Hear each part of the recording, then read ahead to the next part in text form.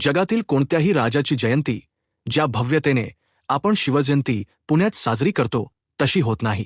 स्वराज्यातील 100हून अधिक सरदार घराण्याच्या रथांच्या साक्षीने यंदाची शिवजयंती अवघ्या विश्वाला हेवा वाटेल अशा स्वरूपाने साजरी करणार आहोत, असा निर्धार शिवजयंती महोत्सव समितीचे प्रवर्तक संस्थापक अध्यक्ष अमित गायकवाड यांनी व्यक्त केला। शिवजयंती महोत्सवाला वैश्विक ओळख मिळवून दिल्याबद्दल अमित गायकवाड यांचा यथोचित सन्मान शासनाने करावा अशी मागणी विविध सरदार घराण्यांच्या वतीने करण्यात आली। महाराष्ट्रामध्ये ही परंपरा ज्यांनी सुरू केली आहे, मागच्या 5 वर्षापासून घराण्यांचे रथ 19 फेब्रुवारीला जे काढून अप्रतिम असा जगामध्ये असा कुठलाही प्रयोग होत नाही। आमच्या माननीय छत्रपती शिवाजी महाराज यांच्या स्मरणार्थ हे सगळे घराणे एकत्र येऊन अजूनही त्यांची आठवण ताजी करतात आणि हे सगळं श्रेय अमित शेठ यांना जातं आणि हा सांस्कृतिक वारसा त्यांनी जोपासल्याबद्दल त्यांचा अभिनंदन। साळुंके जो स्वराज्य रथ चालू झाला आपल्या पुण्यामध्ये, त्यामध्ये आम्हाला सहभागी करून घ्यायला अमित दादांचं खूप मोठं श्रेय आहे।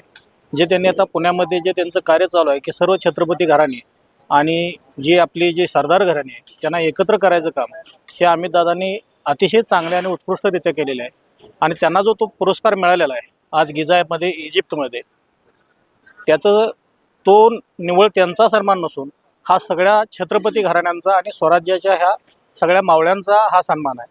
आणि खरोखर आज साळुंके राजवंश आणि साळुंके प्रतिष्ठानतर्फे मी त्यांचं हार्दिक अभिनंदन करतो। सत्काराला उत्तर देताना अमित गायकवाड म्हणाले, गेली 14 वर्षे विविध संस्थांच्या माध्यमातून स्वराज्य कार्य सुरू असून 19 फेब्रुवारी 2013 रोजी शिवजयंती साजरी करण्याची अभिनव संकल्पना मांडली।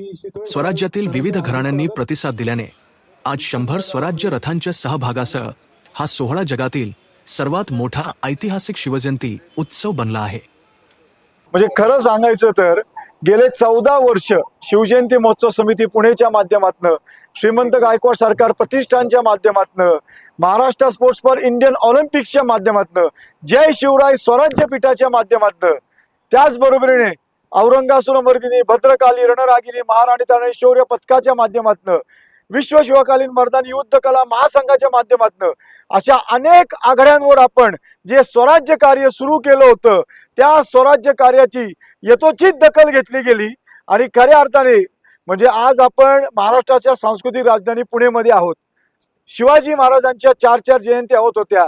दुर्दैवाने शिवाजी महाराजांची जयंती मोठी होण्यापेक्षा त्यांना वादात ओढण्यामध्ये लोकांना स्वारस्य वाटत होतं आणि हे कुठंतरी थांबण्याचा पण मी 14 वर्षापूर्वी केला आणि 19 फेब्रुवारीला अतिशय अभिनव संकल्पना मांडली। तुम्ही गुगलवर सर्च करा, सगळीकडे सर्च करा। आज भारतामध्ये विश्वामध्ये अनेक राजे राजवाडे किंग एम्परर फेरोज होऊन गेले, पण कुठल्याही राजाची जयंती ज्या प्रकारे आपण पुण्यामध्ये 19 फेब्रुवारीला शिवजयंती साजरी करतो तशी होत नाही।